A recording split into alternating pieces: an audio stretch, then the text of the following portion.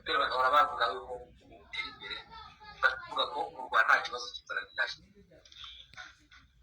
Yego tugeze ku ngingo y'ubukungu mu Rwanda. Ingingo y'ubukungu mu Rwanda irakabije. Abanyarwanda ubukungu bwabo bwikubise hasi, bwanze kubyuka, bwanze kwicara, bwanze gukora dede, ntibushobora no gutambuka ngo bugende bujye mbere. Bityo rero abakene bari kurushirizaho kujya mu cyobo njya kuzimu, abakire nabo banyanganyije batabikoreye bivuye mu mbaraga n'ubwenge bwabo n'ubushobozi bwabo, abo nabo baratumbagira ngo ku gasozi ndatwa. Bityo rero ingaruka duhere ku bakire, bidatinze rero bigira bitya bagahita bamutereza cyamunara ngo imitungo myinshi afite yayikuye he. Ubwo bamaze gusubiranamo, kubera umwe yagaragaje ko afite ubukire, amazu n'amafamu n'inganda n'amamodoka ibi n'ibi, agasanga mugenzi we yamurenzeho. Bagira ishari ntibagira ishaka, barafuhirana, aramugambanira mu kanya gato nko guhumbya, akaba aramufungishije, aramwicishije, aramushimutishije, aramumenesheje, amugeretseho ibyaha, bakaba basubiranyemo. Isubiranamo rya ba mukeba bacu navuze ko ringana na mugega. Bityo rero ni muri urwo rwego imitungo batunze nababwiye ko kenshi itarimo imigisha y'Uwiteka, ahubwo irimo imivumo, irimo ibisirani. Bityo rero mfite impungenge ko bazasirana muri urwo rwego. Ni muri urwo rwego rero tuvuga tuti abakene nk'uko bazahaye cyane, babaye inzahare, bazahajwe no kwigwizaho imitungo kwa bamwe. Ibyari kujya mu maboko y'abo bakeneshejwe yahereye yirundarunze mu maboko y'abake, kandi bayirundanyaga mu buryo budasobanutse kandi butahesha Imana icyubahiro, kuko ntibyahesha n'umwana w'umuntu icyubahiro. Ni nayo mpamvu usanga barafashe n'ingamba z'ibiciro by'amaharakubiri muri ameshopu, bakahira kuri make kandi aribo bafite akazi. Abakene b'abashomeri batagira akazi bahahira hanze aha ku biciro bihambaye, kandi igitangaje byose bikorwa mu nganda zimwe, bisora kimwe, transport yo kubitwara no kubikwirakwiza mu gihugu ni imwe, umutekano ni umwe, ubuyobozi ni bumwe, nta buyobozi bw'amaharakubiri burimo, ariko ugasanga ibiciro by'amaharakubiri mu gihugu biteye isoni n'agahinda, biteye ishozi. Abantu bize iby'ubukungu ngira ngo babyumve neza, mvuga gahoro bikumvikana cyane.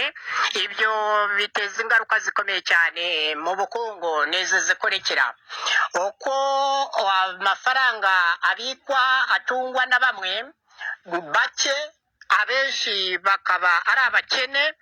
Amafaranga yaraherereye mu maboko y'abantu bake, kandi bayahunika imbere mu gihugu no mu mahanga, bakayavunjamo amanyamahanga. Ugasanga imbere mu gihugu n'amanyarwanda ntazenguruka ngo akoreshwe, ahubwo kubera gukira cyane bakibagirwa gukinga bakoresha amanyamahanga, amadolari, amapawundi, amayeni n'andi ntavuze. Bo barenze urwego rwo gukoresha amanyarwanda bakayafungira mu masanduku mu ngo zabo, batinya no kuyajyana muri banka kuko zababaza ngo ayo mwayakuye he, bitewe n'abakora mu mabanka muri ibyo bigo by'imari ari intasi za FPR inkotanyi zabo bishyiriyemo. Rero bituma bica nkete bayibikaho, cyangwa bakayabika mu bantu bitwa ko bashumbye imari z'umuzehe. Ubwo izo mari z'umuzehe harimo za Kristo Ventures, zingiro ry'imishinga itandukanye mu gihugu, ibizwi n'ibitazwi, ndavuga muzehe kijyana ububanyi n'amahanga.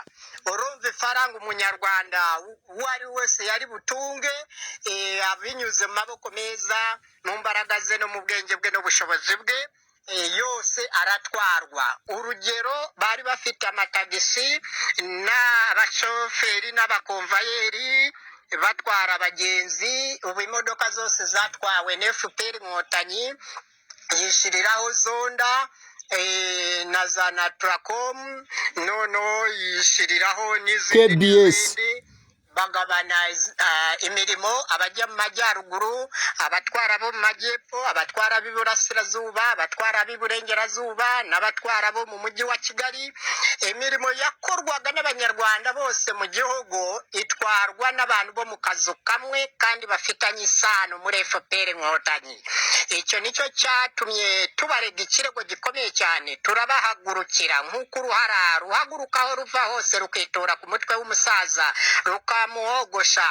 Natwe twaje gusuzumanisha ubushishozi, tureba FPR Inkotanyi bakoreye abanyarwanda ko bidasobanutse ko ari akarengane k'ibihekane. Tufata iya mbere kugira ngo tuze tubakureho iyo mitwaro babateretseho. Ni muri urwo rwego rero ubukungu bwarazahaye, kubera ubukungu buri mu maboko y'abantu bamwe. Abari abashoferi barakeniye, abakomvayeri barakeniye, ayo babikaga ntibakiyabika, imishinga bakoraga ntibakiyikora, niyo bari barakoze barabasenyeye barangara. Reba umurindi wa Kanombe, abari baturiye munsi y'umuhanda wa Kanombe barabasenyeye, Kiruhura barabasenyeye, barahombye. Werekeza i Bugande uvuye Nyabugogo hariya hose Karuruma, uhereye mu Gasato usubira hirya uje mu Kiyovu cy'abakire barabasenyeye, mu Kiyovu cy'abakene barabasenyeye, Kacyiru barabasenyeye, ku Gisozi barabasenyeye, ku Muhima w'Impyisi barabasenyeye, iyo za Nyamirambo, hose mu mujyi wa Kigali, umurwa mukuru w'u Rwanda Kigali, uturere tutatu twose barabasenyera, bakarenga imbibi zatwo no mu ntara zose mu turere 30 nabo bakabasenyera. Imirenge 416 muri make bose barabasenyera, barabakenesheje barabangaza. FPR Inkotanyi bakiyubakira amazu, bakavuga ngo babajyanye muri iyo midogodo. Muri ayo mazu ntibabahaye ibipapuro by'ayo mazu byemeza ko bari bafite imitungo n'amazu ngo baguraniwemo ibindi. Izo zose zibarwa mu maboko n'amadosiye ya FPR Inkotanyi. Abaturage basenyewe Kangondo ya mbere, Baniyahe hose bakababeshesha amazu y'Ibusangiza. Nakoze iperereza, nta bipapuro by'imitungo babahaye, ni ukuvuga n'abacumbitsi bacumbikiwemo iby'agateganyo, ejo n'ejo bundi bazabaturumburamo. Ni muri urwo rwego muri politike rero dusanga imibereho y'abanyarwanda ni mibi cyane, nta mibereho myiza bafite. Bityo rero ni muri urwo rwego cyazanye RUDA n'abanyapolitike bose mbumbiye hamwe, dushaka kugangahura ubukungu bw'igihugu, dushireho leta ihuriweho n'abanyarwanda bose, yiyobora leta y'inzibacyuho, nshireho guverinoma na FPR barimo, tugangahura ubukungu bw'igihugu, ubukungu buzamuke. Naho biriya bavuga ngo ubukungu bwazamutseho kangahe ni inverse, biracuramye. Ni ukuvuga ibyo bavuga ko bwazamutseho birahabanye n'ukuri, ni imibare igaragaza ko ahubwo bwikubise mu gikombe, mu cyobo njyakuzimu. Noneho bo iyo babara imibare ntabwo baba babizi, kubera ntibigeze bakora icyo bita economic inculcation.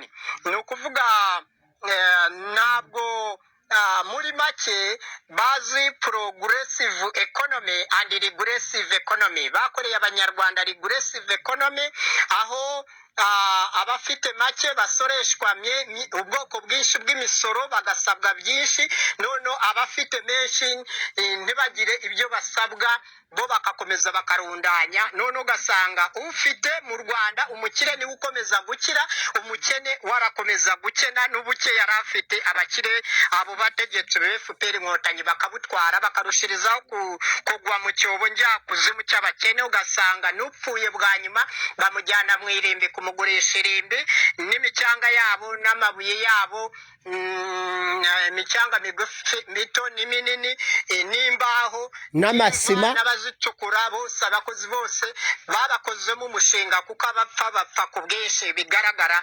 Icyo rero nicyo cyatumye tuza nk'abanyapolitike beza b'amahoro, tuze kurengera rubanda. Bapfa bapfaga tubakize bareke kwicwa n'indwara kwicwa n'inzara kwicwa n'ubukene n'ubushomeri n'ingaruka zabyo. Murakoze cyane, aho niho mpiniye muri make.